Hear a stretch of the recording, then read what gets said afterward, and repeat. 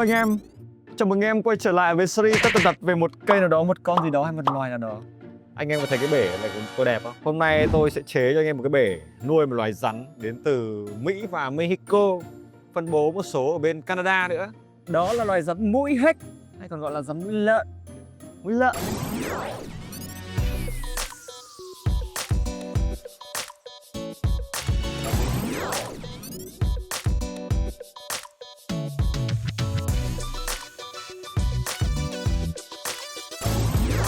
Nhân vật chính của chúng ta hôm nay là loài rắn Hawk Snow nhá. Tên tiếng Anh của nó là Hawk Snow, là mũi hếch hay còn gọi là rắn mũi lợn.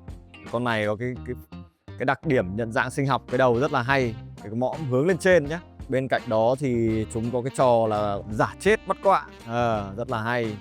Mà khi stress gặp những kẻ thù to hơn, chúng có thể là bành mang như rắn hổ mang nhưng mà hoàn toàn lại là vô hại. Thực ra là có rất nhiều bài báo nói về cái độc của bọn này, thường là vô hại vì cái lượng độc tố nó không thể gây hại cho con người được. Phân bố chủ yếu của bọn này nằm ở Mỹ và Mexico, và có một số chi nằm ở bên Canada nữa. Tuổi thọ trung bình của cái loài rắn này nếu mà nuôi trong môi trường nhân tạo ấy, hay là môi trường nuôi nhốt ấy, thì có thể thọ đến 18-20 năm. Nhưng mà ngoài tự nhiên thì chúng có rất nhiều thiên địch, cho nên tuổi thọ của chúng sẽ thấp hơn, chỉ khoảng 10 đến 12 năm thôi. Anh em pet-keeper trên thế giới cũng rất ưa chuộng cái loài rắn này vì cái kích thước trưởng thành nó không lớn, độ tương tác và thân thiện của con người rất là cao, và cũng một phần là dễ sinh sản nữa.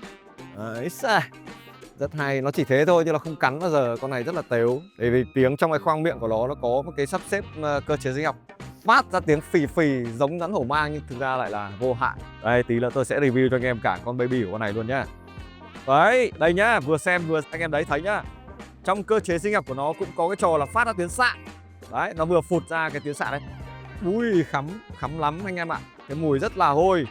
Đây là anh em may mắn sẽ được nhìn thấy nó phun ra. Đấy, nó phun đấy. Thôi được rồi, bây giờ tôi cất nó đi. Xin khoe với anh em và giới thiệu với anh em, đây trên tay tôi là một cháu baby của con to vừa rồi.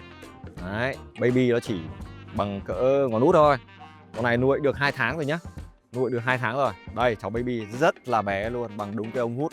Có rất nhiều tài liệu nói về cái độc tố của cái loài rắn Hawk Snow này. Thì theo nghiên cứu ấy, thì đây là một loài rắn có độc nhá, nhưng mà độc rất nhẹ, độc nanh sau.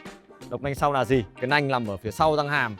Thì khi nào là nó bị stress hay là kẻ thù dồn dập quá thì bắt đầu nó mới tấn công bằng độc nanh sau đấy. Cái môi trường nuôi nhốt thì chúng ta cũng rất là khó để mà có thể cắn được, để nó cắn mình. Tại vì cái kích thước trưởng thành của nó không lớn, nên cả cái độ banh hàm của nó cũng không quá to để mà có thể gây thương tích cho chúng ta. Các trại sinh sản trên thế giới thì cũng đã sản sinh ra rất là nhiều những cái màu sắc hoa văn khác nhau, và có cả loại đột biến albino nữa. Con albino là con màu vàng hơi cam cam một tí, cũng khá đẹp. Về ngoài tự nhiên ấy thì cái thức ăn chủ yếu của rắn mũi hếch này là đa phần là gặm nhấm nhỏ này, bò sát nhỏ, đôi khi là cả cá và trứng. Thì cái vùng phân bố ngoài tự nhiên đa phần chúng sống ở những cái vùng đồng bằng, đôi khi là chúng sống cả ở trên cái bìa rừng nữa, và một số là sống quanh khu dân cư, nơi có cái nền đất xốp. Đặc biệt của bọn này là có cái trò đào hang rất là hay. Cái mũi hếch, tại sao hếch ở đây là chúng có kỹ năng đào hang nhé. Rất nhiều thứ đặc biệt, phồng mang này, giả chết này, ngỏng cổ lên như rắn hổ mang nói chung, và có thể phát ra tiếng kêu phì phì. Do cơ chế trong hàm nó là có những cái rãnh. Con này có rất nhiều kỹ năng để sinh tồn nhé. Đấy là ngoài tự nhiên cái nguồn thức ăn nó sẽ phong phú và đa dạng hơn rất là nhiều. Còn trong cái môi trường nuôi nhốt ấy thì thức ăn chủ yếu của loài này là chuột nhá, chuột bạch nhá. Những cái size này là ăn những con chuột bao tử rất nhỏ này, chuột Quinky ấy. Và tôi khuyên anh em là nên cho chúng ăn những con chuột đông lạnh nhé. Trước khi giã đông thì anh em cho nó ra nhiệt độ phòng bình thường và cho con chuột nguội dần từ từ.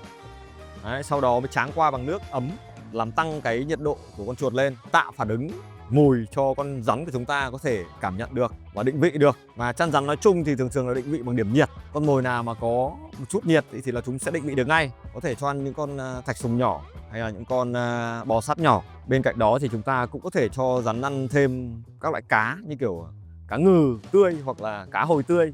Nhưng mà đấy chỉ làm ăn vặt thôi nhá, vì thức ăn chủ yếu là chuột bạch. Nói lại một lần nữa, anh em nên cho ăn chuột đông lạnh chứ không nên cho ăn chuột sống. Tại vì đôi khi những con chuột sống nó vẫn còn răng và nó vẫn còn rất là khỏe.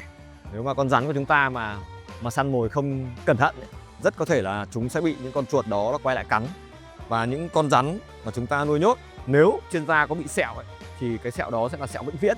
Nếu mà anh em nuôi trong chuồng nhé, thì anh em lên có một cái bát, cái ly như này, và trước khi cho ăn thì anh em cần giữ. Còn có một cách nữa là anh em có thể bắt ra những cái hộp cách ly như này và anh em cho nó ăn ở trong hộp. Thì lâu dần thì con rắn của chúng ta sẽ có một cái thói quen là cứ khi là bế ra hộp là chuẩn bị được ăn. Cái phản xạ có điều kiện nhé. Cứ khi bế ra hộp là con vợ là chuẩn bị là được ăn rồi, và thích lắm rồi. Trọng lượng con mồi khi đưa vào là không to quá cái phần đầu của con rắn của chúng ta, không to quá nhé. Thường thì tôi nuôi thì khoảng 7 đến 10 ngày tôi cho ăn một lần. Và một cái lượng mồi ví dụ như một con bé như này thì mỗi lần ăn chỉ 1 đến 2 con tinh ki thôi là nhiều nhá. Anh em đừng cho nó ăn quá nhiều. Anh em cho ăn 3-4 con nó vẫn ăn. Nhưng mà sau một thời gian thì con rắn của chúng ta sẽ trở lên béo phì. Nếu mà khi béo quá ấy, chúng sẽ gây cái hiện tượng là mỡ nội tạng. Và khi mà nội tạng mà bị mỡ chèn ép thì đôi khi là có những ca trường hợp là đột tử. Đột tử là gì? Là chết bất đắc kỳ tử. Hôm nay anh em có thể thấy đang bò loe ngoe lởi ngoẩy rất là ok, nhưng mà hôm sau thấy là cụm đi chân lạnh toát rồi. Đấy, thế nên là anh em để tránh những cái trường hợp đáng tiếc xảy ra thì tôi khuyên anh em là nên cho ăn vừa phải. Có nhiều người nói là không nên dùng bát sưởi cho hawk nâu, nhưng mà theo tôi vẫn khuyên anh em nên dùng một cái bát sưởi. Anh em dùng bát sưởi anh em có thể đặt nhá, đặt phía dưới bên này, bên góc phải. Anh em đừng có đặt bát sưởi ở dưới cái bát nước nhá. Tại vì nếu mà anh em đặt bát sưởi dưới bát nước ấy thì nó gây hiện tượng bốc hơi nước. Nó nóng sẽ bốc hơi nước lên, thì đồng nghĩa với cái việc độ ẩm trong chuồng tăng cao sẽ khiến cho con rắn của chúng ta rất dễ bị nhiễm bệnh viêm phổi. Cái bệnh viêm phổi anh em nhiều người cứ nghĩ nó là đơn giản, nhưng thực ra nó không đơn giản một chút nào. Nếu mà không phát hiện sớm ấy thì con rắn của chúng ta sẽ dẫn đến hiện tượng là tử vong. Anh em nuôi bất kỳ một con bò sát nào nhé, chăn rắn, thằn lằn, kỳ nhông, kỳ đà, rùa, các loại, thì anh em nguyên tắc đầu tiên là phải tẩy giun sán định kỳ cho chúng. Thì cái cữ mà tôi sẽ tẩy cho những con rắn bé này như này là tẩy được rồi này. Năm đầu tiên thì chúng ta cần tẩy 3 lần. Còn từ năm thứ 2 trở đi là cứ năm 2 lần, cứ 6 tháng là chúng ta tẩy một lần. Tôi chỉ nói đơn giản là người ăn chín uống sôi là còn bị giun sán, nữa là chúng nó ăn đồ sống. Đấy, thế thôi. Còn anh em nào mà muốn tẩy giun thì lại liên hệ với tôi cung cấp thuốc cho anh em.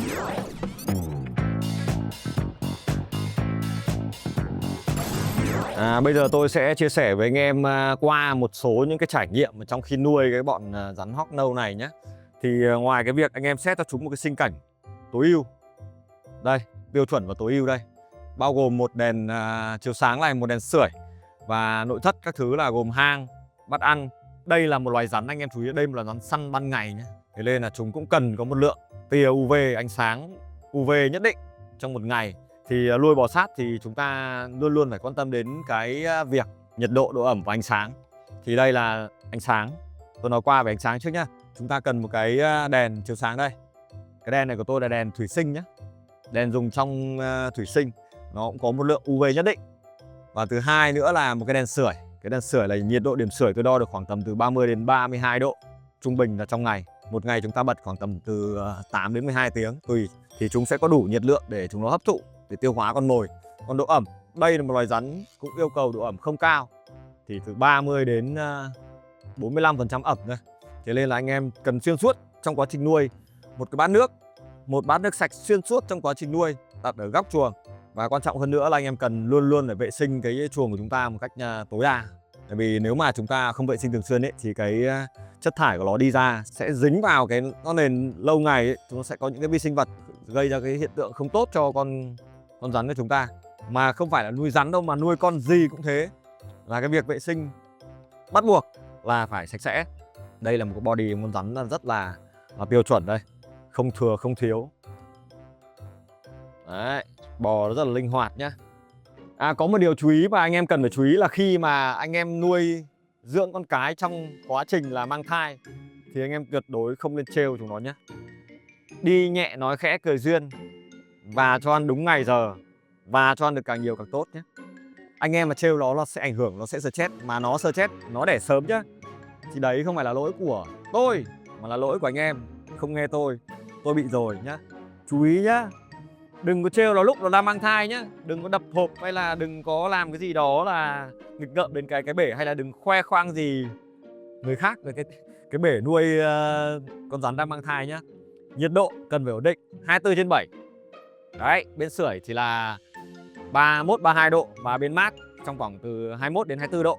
Còn sau khi đẻ xong rồi thì anh em thích làm gì là đẻ xong rồi lại lành như một. Mà tôi để ý rằng con nào trong cái giai đoạn mang thai đều giữ nhá. Từ con chó, con mèo, con rắn rùa hay là con kỳ nhông, kỳ đà, tất cả những con khi đến giai đoạn mang thai đều giữ, rất giữ luôn. Ngay nhân tiện đây thì tôi cũng chia sẻ với em cách xác định giới tính của loài rắn Hawk Nose này nhá. Thì những con bé như thế này thì anh em cũng có thể xác định giới tính được rồi. Anh em cần lật đuôi lên xác định vị trí lỗ hậu môn nhá. Bấm nhẹ ở dưới khúc đuôi và đẩn đủn ngược lên về phía đầu. Đấy.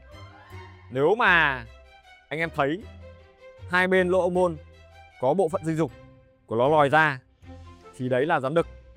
Còn không có cái biểu hiện đó thì đó là rắn cái. Nhưng mà một cách cẩn thận khác thì anh em nên dùng que test. Ông nào mà nhát tay thì lên dùng que test riêng cho cái bọn rắn bé này.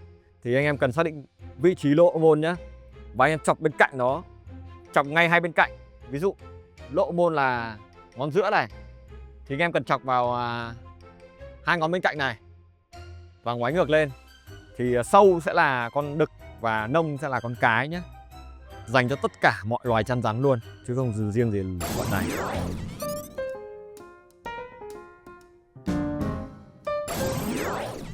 Đến cái khúc mà ai ngóng chờ đây. Đến khúc này là khúc sinh sản nhá. Đấy, tuổi sinh sản của bọn này khoảng từ tầm 2 năm đến 2 năm rưỡi nhá. Chúng ta cần tìm và ghép phối cho chúng ở cái độ tuổi khi mà con rắn cái khoảng tầm từ 2 lạng rưỡi cho đến 3 lạng.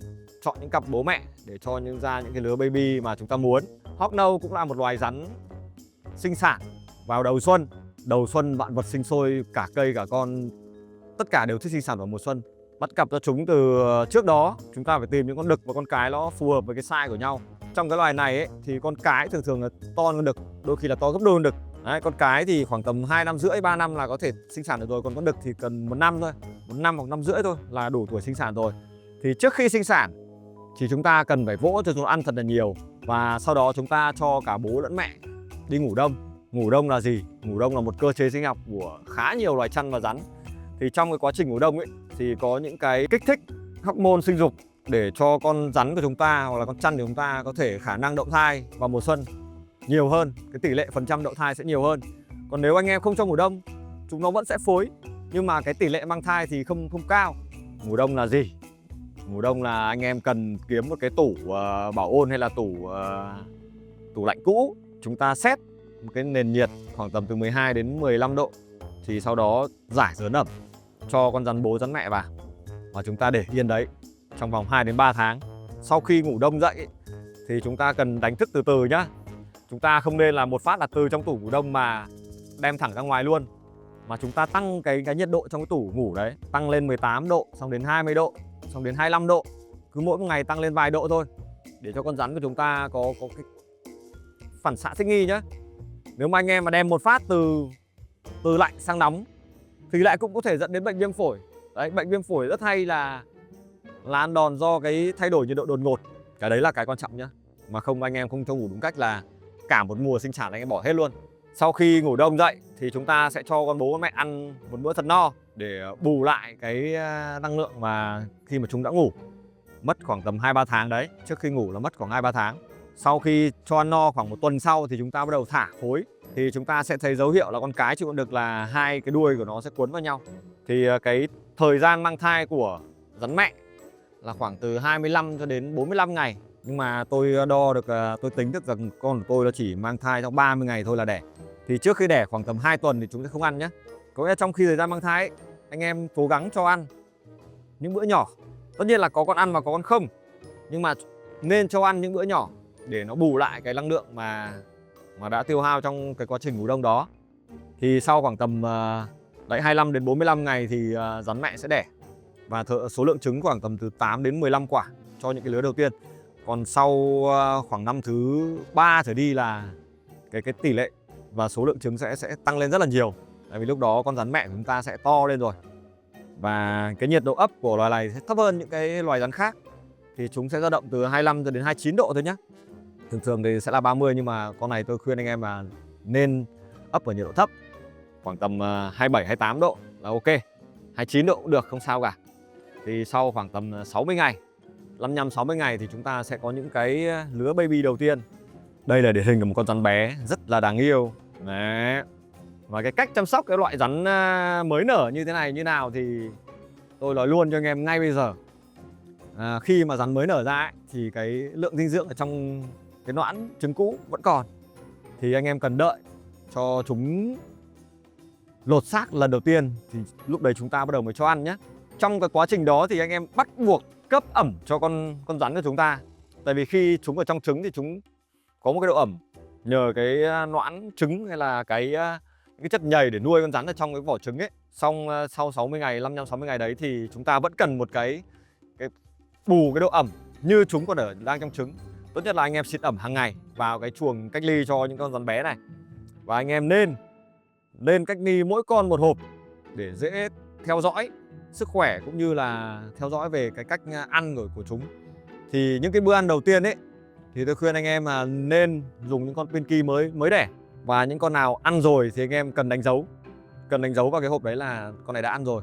Và từ những bữa sau cứ như thế mà cho ăn thôi. Xong cho đến lúc nó lớn một chút xíu thì anh em bắt đầu là thích nghi setup, kiểu gì thì setup. Ngoài cái việc chúng ta nuôi dưỡng một cái loài động vật nào hay là một loài thực vật nào đến nữa, cái việc mà nuôi và sinh sản nhân giống động vật hay thực vật giúp cho tôi cảm giác là có làm được một cái gì đó tốt đẹp cho cái thế giới này. Thì đây là một rắn là tôi cũng khuyên anh em là nên nuôi. Thứ nhất là về cái mức độ tương tác con người rất là tốt. Thứ hai là cái đặc điểm sinh học của nó cũng có khá nhiều cái hay ho.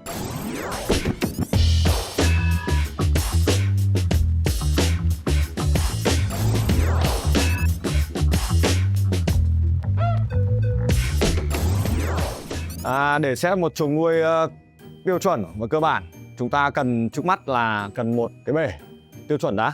Kích thước của nó là 60-40 x 40, tương đương với dài rộng cao. Phần cứng tiếp theo là anh em cần có một cây đèn. Đèn này đèn chiếu sáng đó nhá. Và đây là một đèn sưởi. Tiếp theo đó là nót nền. Nót nền thì tôi mới tìm được một loại mới là loại của Repizu. Đấy. Con này là đa di năng luôn này. Nó cũng là một cái dạng răm gỗ đã được sơ chế. Tiếp theo là một chút đây, hôm nay ngày xưa đi nhặt bãi rác đây, hôm nay mới có cơ hội để dùng. Đây là một cành cây mô phỏng cho tí gọi là rừng rú. Tiếp theo là anh em vẫn là cành cây, cái này là sơ chế rồi nhá. Anh em cần kiếm một cái cành cũng ở bãi rác, con này cũng bãi rác, anh em chịu khó đi nhặt nhạnh và sẽ có. Tiếp theo là một hang chú này và một bát nước. Mà giới thiệu thêm là bát này là khoan khoét thủ công nhé, do tôi đặt riêng cho OG đấy. Đây, vấn đề không thể thiếu là anh em cần một cái background. Đấy, xà đá rất là đẹp. Rồi, ok, anh em đợi tôi nhá. Đầu tiên là anh em phải đưa background vào nhá. Tiếp theo là anh em đưa nót lên vào. Đây, con này có giá trị khoảng tầm 200W phở nhá. Anh em đổ vào. Thì đây là chất nót nền được anh em thế giới là công nhận rồi, tôi không review nhiều. Ông nào thích mua thì đã liên hệ với tôi. Đấy, tiếp theo anh em đặt hang chú vào. Hang chú rất là đẹp. Bát nước. Bát nước anh em chọn bát tam giác nhé, để cho đẹp. Đấy, rất là khoa học. Tiếp theo anh em cần một cái cây đã sơ chế rồi, vừa xinh luôn.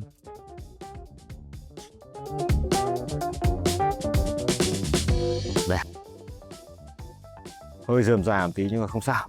Đấy, còn cái bát này là cái bát để anh em cho mỗi lần cho pet ăn thì anh em cho mồi vào đây nhá. Tránh ném thẳng trực tiếp mồi xuống cái nót nền này thì nó sẽ dính vào, nó không tốt cho con pet của chúng ta. Đây, đặt đây là đẹp luôn. Một đèn chiếu sáng, hai là đèn sưởi. Đây, đèn sưởi anh em đặt bên này đi. Đây. Đấy. Rồi, xong. Đây là toàn bộ cái setup cơ bản dành cho một cháu rắn mũi hếch hay là gọi là mũi lợn nhé. Cái chuồng này có thể nuôi sống nó từ lúc baby đến lúc trưởng thành, max size, vì kích thước con này là không quá lớn. Đây, hang trú, khu vui chơi các kiểu đây. Anh em có thể kiếm đây là 1-2 hòn đá ra voi. Chắn ở đây. Chỗ này đang thiếu đây. Đầy viên. Đẹp luôn. Rồi xong. Đã xong.